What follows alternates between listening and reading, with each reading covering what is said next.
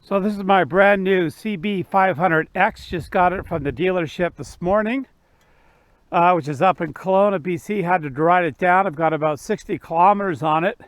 Mostly highway riding, but I've got a chance to ride the twisties on this nice road closer to home. And no real huge surprises. I think this is probably the first one they've sold this year. Just arrived off the boat just late last week. Yeah, it's the 2022 model, and has the upgraded Showa forks, big piston forks up front, upside down forks.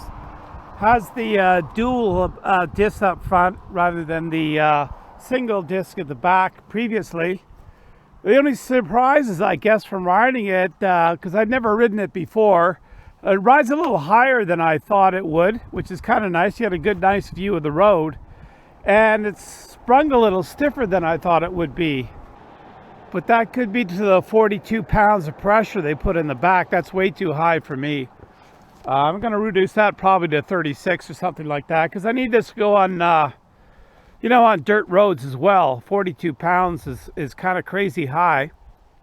But I know it's a nice looking bike. I didn't buy it for looks. It's got pretty good power. I mean, the power band seems to be, once you get to 6,000 to 8,000 on this bike, it goes pretty good. It's no speed demon, but it definitely will keep up in the highway traffic.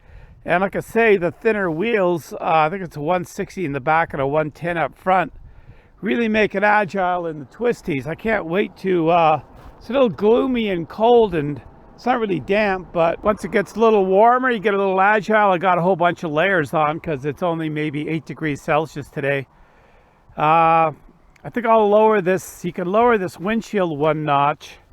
I think I'll do that. It wasn't really buffeting, but I really don't like a high windshield. I like to have as least windshield as possible without taking it right off, kind of thing, which is always an option too. We'll see how it goes. I mean, it was really windy on the way down. I was into a headwind. Great fuel mileage. I was getting 3.7 liters per 100 kilometers. I'll do the transition on that on the film. So, but yeah, it's a great, middle power bike. I've got the 250, which has got about 20 horsepower. Then I've got my 650, which has about 95 horsepower. And this sits at about 45 horsepower right in the middle. So it's a good, you can use all the power. You can go right to the red line on a bike like this, which is fun to do. It seems there's no lacking in power. It's, like I say, it's not a speed bike. It's pretty competent. I'll have to see what it's like on a dirt road. To lower the pressures in those tires, I think. They've only got 29 pounds in the front, which seems reasonable. So I don't know why they'd want 42 in the back. That's the recommended, but it's not going to stay that way, that's for sure. So yeah, I'll be riding the shit out of this bike in the next 4 or 5 months for sure. Such a hoot. It's good. The seat's comfortable, so it's the kind of bike you can take kind of long distance, a mini adventure bike kind of thing.